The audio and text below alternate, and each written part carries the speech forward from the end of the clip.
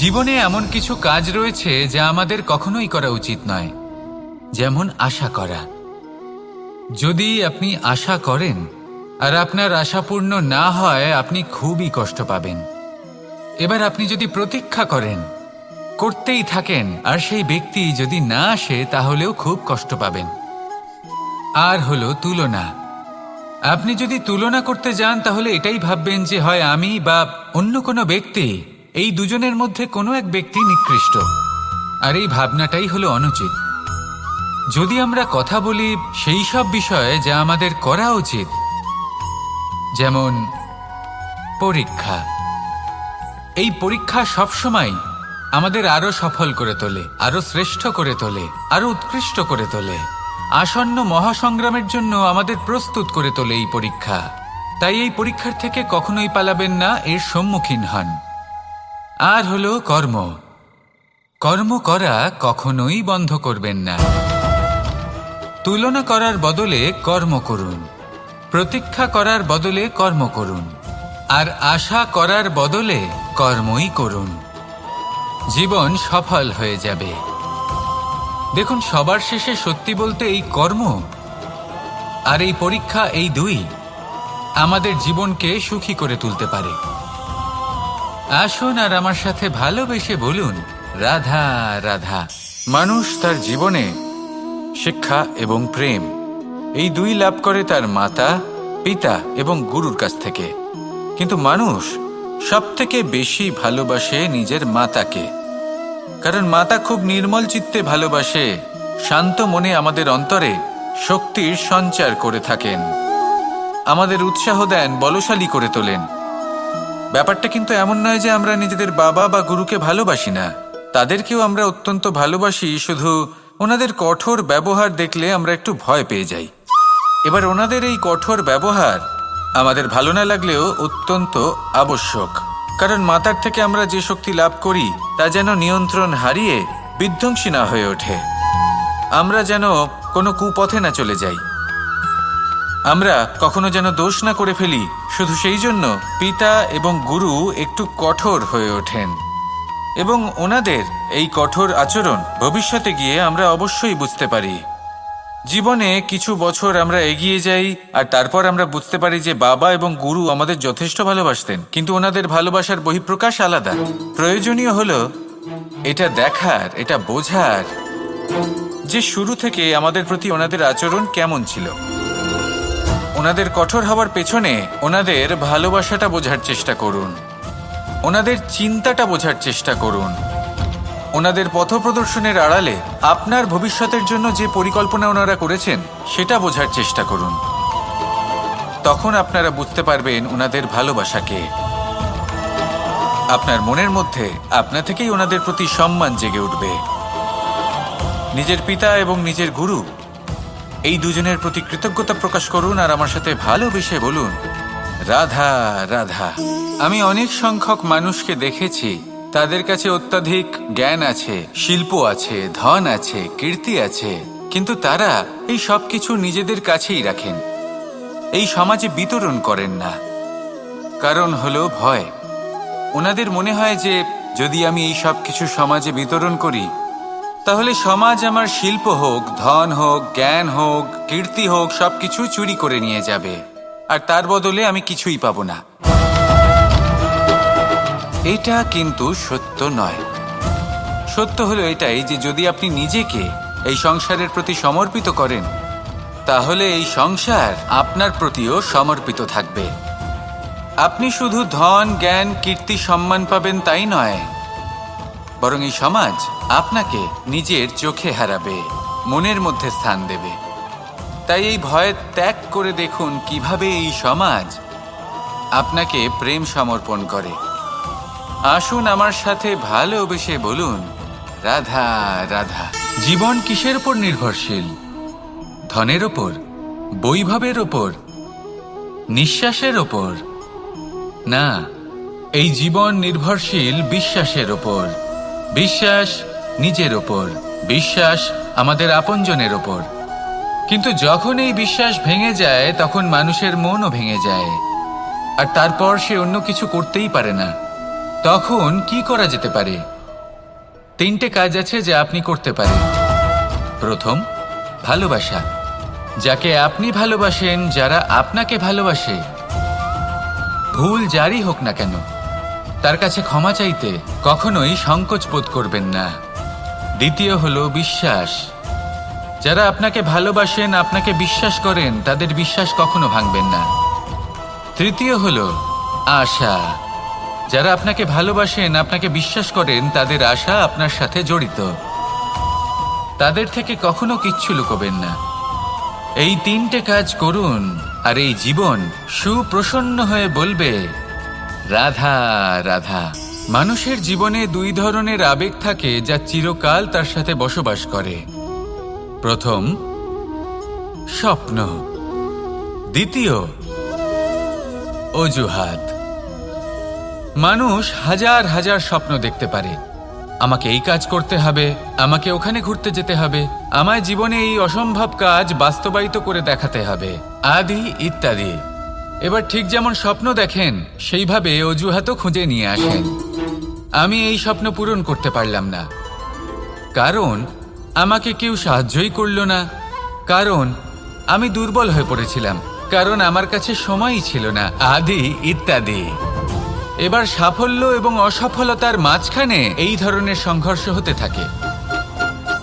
সাফল্য তখন লাভ করা সম্ভব যখন আপনার স্বপ্ন আপনার অজুহাতের থেকে অনেক বড় হয়, আর অসফলতা তখন পাবেন যখন আপনার অজুহাত আপনার স্বপ্নের থেকে অনেক বড় হয়। আপনি যদি সাফল্য লাভ করতে চান, তাহলে চেষ্টা করতে থাকুন, পরিশ্রম করুন। যদি অসফল হন, তাহলে ভয়ভীত হওয়ার কোনো প্রয়োজন নেই। নিজের ভুল বুঝুন, তাকে শুধরে নিন, আবার চেষ্টা করুন। কিন্তু যদি নিজের জীবনে অজুহাত নিয়ে আসেন, তখন স্বপ্ন কখনো পূরণ হবে না। আসুন আমার সাথে ভালোবেসে বলুন, রাধা রাধা। ভয়ের সাথে আমরা সবাই পরিচিত, কষ্টও আমরা সবাই পেয়েছি। কখনো কখনো আমরা অসুস্থ হয়ে পড়ি, আর এমন সময় হলে মাতার মমতা, কখনো বাবার স্নেহ, কখনো বন্ধুদের পাশে থাকার অনুভূতি আমাদের রোগ নিরাময়ে সাহায্য করে। কখনো যদি আমরা নিরাশ হয়ে পড়ি, তখন যদি আমাদের কোনো আপনজন আমাদের দুটো ভালো কথা বলে, তখন আমাদের মনোবল বেড়ে যায়। ঠিক তেমন সংসারের এই রঙ্গমঞ্চে যদি আপনি পীড়িত অনুভব করেন, কিছু শুভ কথা আলোচনা করুন, কিছু স্তুতি গান করুন, কিছু মুহূর্তের জন্য হলেও নিজের ইষ্টদেবের কথা স্মরণ করুন আর প্রার্থনা করুন। সাহস বাড়বে, শক্তিও বৃদ্ধি পাবে এবং সামনে এগিয়ে চলার পথও দেখতে পাবেন। তখন এই মন প্রসন্ন হয়ে বলবে, রাধা রাধা। কখনো কখনো অন্ধকারের সাথে লড়াই করার জন্য আমরা প্রদীপ জ্বালাই। এতে প্রথমে সলতে রাখি, তারপর তেল ঢালি, তারপর আগুন জেলে এটা প্রজ্বলিত করি। তারপর একটা সময় আসে যখন এই প্রদীপ নিভে যায়। কারণটা কি? কারণ কি এটা যে প্রদীপের প্রকাশমান হওয়ার ক্ষমতা সমাপ্ত হয়েছে? না।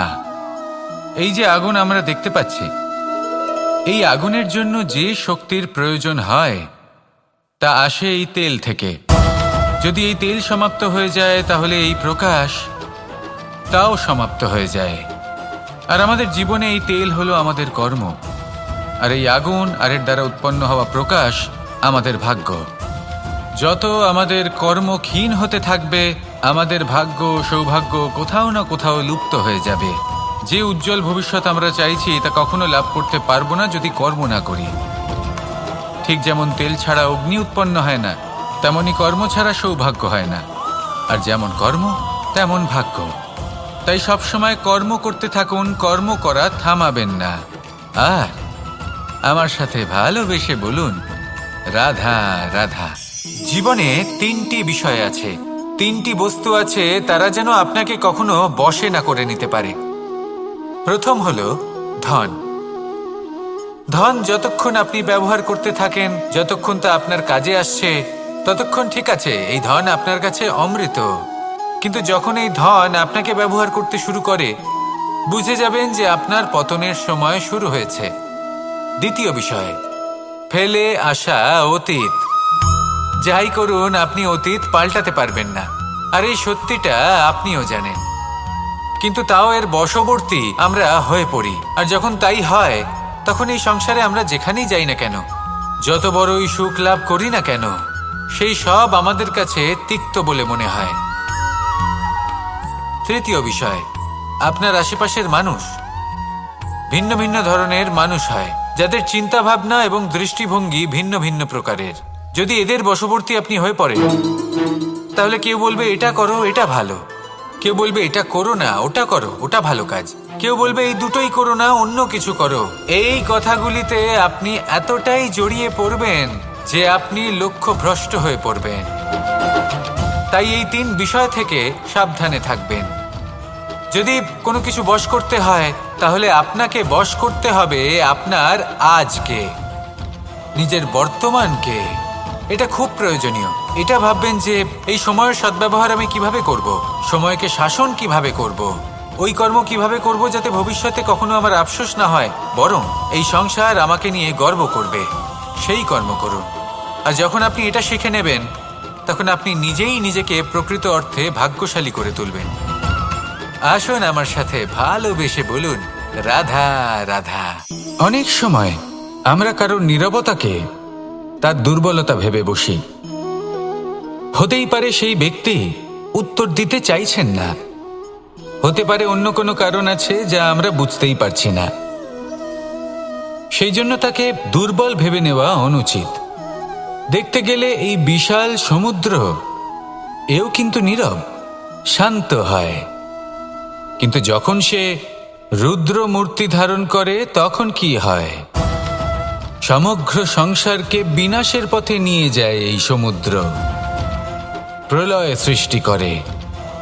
সেই জন্য কারোর সহ্য শক্তিকে দুর্বলতা বলে মনে করবেন না, কারণ যদি এই নীরবতা নিজেকে ভেঙে বেরিয়ে আসে, তাহলে তা বিনাশের সমস্ত সীমা পার করে যেতে পারে। তাই এই নীরবতাকে সবসময় বুঝুন, সবসময় একে সম্মান করতে শিখুন, আর আমার সাথে ভালোবেসে বলুন, রাধা রাধা। কখনো কোনো চাতক পাখিকে দেখেছেন? কথায় আছে যে বছরে মাত্র একবার সে তার তৃষ্ণা মিটিয়ে থাকে, আর তাও আকাশে ভেসে থাকা মেঘের দ্বারা ঘটানো বৃষ্টির জলের ফোঁটা থেকে। আর কোথাও থেকে সে তার তৃষ্ণা পূরণ করে না। সারা বছর সে নিদারুণ গরম সহ্য করে, তীব্র শীতও সহ্য করে, শুধু এই আশা নিয়ে যে বছরে একবার অন্তত সেই মেঘের ঘন ঘটা হবে, বৃষ্টি হবে, আর সে তার তৃষ্ণা নিবারণ করবে। এটা আসলে কি? এটা আসলে বিশ্বাস। সেই বিশ্বাস যে বছরে একবার সেই মেঘ আসবে তৃষ্ণা নিবারণ করতে।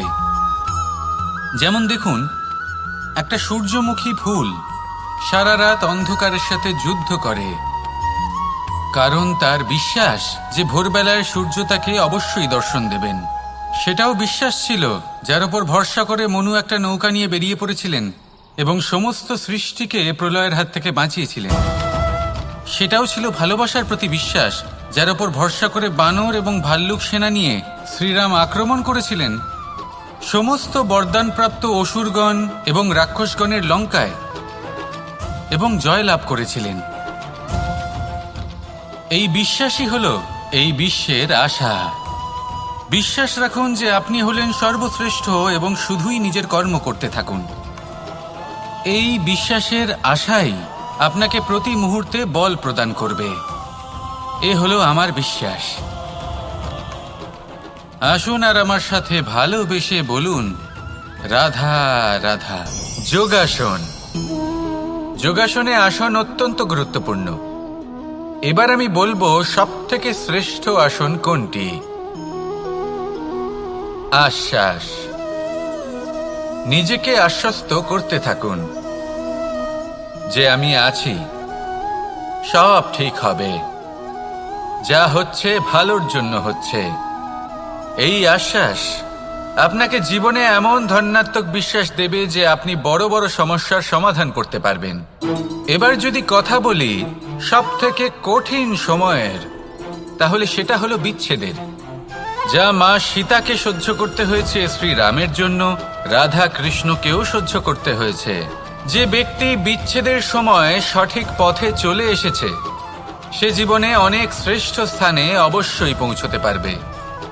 এবার যদি কথা বলি সবথেকে জরুরি এবং গুরুত্বপূর্ণ সময়ের, তাহলে সেটা হলো সংযোগ।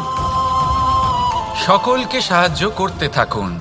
আপনি অন্যদের সাহায্য করে তাদের যত আনন্দ দিতে পারবেন, ততটাই আনন্দ আপনারও জীবনে অবশ্যই আসবে। আসুন আর আমার সাথে ভালোবেসে বলুন, রাধা রাধা। সংসারে সকলে উঁচুতে উঠতে চায়, কেউ নত হতে চায় না। সবাই এটা মনে করে যে নত হওয়ার অর্থ হলো তাদের আত্মসম্মান এবং অহংবোধের বিরুদ্ধাচরণ করা। তাদের মনে হয় যে যদি আমরা নত হই, সংসার আমাদের দুর্বল মনে করবে, তাদের শৌর্য এবং তাদের ব্যক্তিত্বের অপমান হবে। কিন্তু এটা কি সত্যি? প্রত্যেকবার নত হওয়ার অর্থ কি সম্মানহানি হওয়া? কখনোই নয়। আপনি নিজের জীবনকেই দেখে নিন। আপনার কোনো অমূল্য জিনিস যদি নিচে পড়ে যায়, তাহলে তাকে কিভাবে তোলেন? সেই বস্তুকে তোলার জন্য আপনাকে নত হতেই হবে। আপনি বড়দের আশীর্বাদ কিভাবে লাভ করেন? আপনি নত হয়ে তবেই তাদের আশীর্বাদ লাভ করতে পারেন, তাই না? ভেবে দেখুন, আপনি একটা পথে হাঁটছেন। আপনি দেখতে চাইছেন যে আপনি সঠিক পথে হাঁটছেন কিনা, পায়ের নিচে কাঁটা পড়ে আছে কিনা। কিভাবে দেখবেন? আপনাকে সেই মাথা নত করেই দেখতে হবে। এর অর্থ কি? অর্থ খুব সহজ। প্রত্যেকবার নত হওয়া অনুচিত নয়, সেটা কোনোভাবেই সম্মানহানি নয়। পরিস্থিতি অনুসারে এবং যেখানে প্রয়োজন, আপনি নত হতে শিখে গেলে আপনি অনেক কিছুই লাভ করতে পারবেন। জ্ঞান, মান, গুণ, বিশ্বাস। সেই জন্য প্রয়োজন এবং পরিস্থিতি অনুসারে নত হতে শিখুন। এতে অনুচিত কিছুই নেই। আত্মসম্মান থাকা অত্যন্ত প্রয়োজনীয়, কিন্তু তা যেন কখনো অহংকারে পরিণত না হয়। এই বিষয়ে অবশ্যই নজর রাখবেন এবং আমার সাথে ভালোবেসে বলবেন, রাধা রাধা। আমাদের জীবনে অনেক ধরনের ব্যক্তি এসে থাকেন। কেউ কেউ আমাদের সাথে থেকে যান, কেউ আমাদের থেকে দূরে চলে যান। কেউ ভালো মানুষ হন, কেউ খারাপ মানুষ। কিন্তু আমরা সবসময় সেই সময়টাকে নিয়ে দুঃখ প্রকাশ করি যখন আমাদের জীবনে কোনো খারাপ ব্যক্তি প্রবেশ করেন। তারা আমাদের খারাপ অনুভূতি দেন, দুঃখ দেন, কষ্ট দেন। আমরা সবাই তাকে ভালো মন্দ কথা বলি। কিন্তু কেন? এমন বিভিন্ন ধরনের মানুষ, খারাপ মানুষ, ভালো মানুষ, সবার জীবনেই আসেন এবং সকলকেই একটা অমূল্য শিক্ষা দান করে যান। এবার আপনি নিজেই ভেবে দেখুন, জীবনে যখন প্রথমবার আপনি আগুন স্পর্শ করেছিলেন, তখন আপনি একটা শিক্ষা লাভ করেছিলেন যে আমাকে আগুনের থেকে একটু দূরে থাকতে হবে। তারপর আস্তে আস্তে আপনি শিখলেন যে কিভাবে এই আগুনকে নিয়ন্ত্রণে রাখতে হবে। তারপর আপনি শিখলেন যে কিভাবে নিজের জীবনে তাকে প্রয়োগ করতে হবে, তা সে অন্ধকারে প্রকাশ লাভ করার জন্য হোক বা খাবার বানানোর জন্য। সেইভাবেই কোনো খারাপ ব্যক্তি যখন আপনার জীবনে আসে, কোনো শিক্ষা দিয়ে যান, তার প্রতি কৃতজ্ঞ থাকুন। তার বিষয় খারাপ ভাবার বা খারাপ অনুভূতি নিয়ে থাকার কোনো প্রয়োজন নেই। সেই শিক্ষা লাভ করুন। ইতিবাচক মনোভাব নিয়ে জীবনের সামনে এগোতে থাকুন। কেউ নেই যিনি আপনাকে বাধা দিতে পারেন।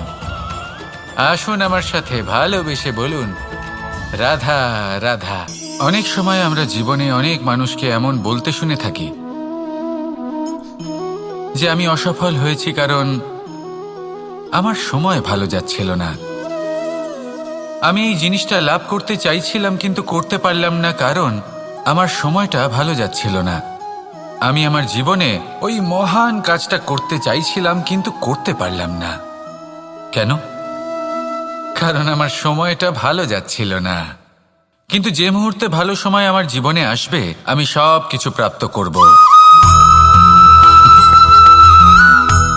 এমন প্রায় প্রত্যেকেই বলেন। আসুন একটা কথা বোঝা যাক। একজন মালিকে দেখুন, সে প্রত্যেক দিন গাছের সেবা করে, তাকে জল দেয়, তার যত্ন আত্তি করে। কেন? প্রত্যেক দিন সেই গাছ ফল দেয় না। সঠিক সময় এলে তবেই সেই গাছ ফল দেয়, কিন্তু প্রত্যেক দিন মালি তার সেবা করে, তাকে যত্ন করে। শুধুমাত্র তখন করে না যখন সেই গাছ ফল দিতে সক্ষম। আর যদি মালি গাছের যত্ন প্রতিদিন না করে তাহলে হয়তো সেই গাছ ফল দিতেই পারবে না। এটাই হলো আমাদের জন্য একটা শিক্ষা। যখন সময় আমাদের জন্য অপেক্ষা করে না, তখন আপনি সময়ের জন্য কেন অপেক্ষা করছেন? ভালো সময়ের জন্য অপেক্ষা করবেন না। ভালো এবং শুভ কর্ম দ্বারা ভালো সময়কে নিজের কাছে টেনে আনুন। নিরন্তর কর্ম করুন, পরিশ্রম করতে থাকুন।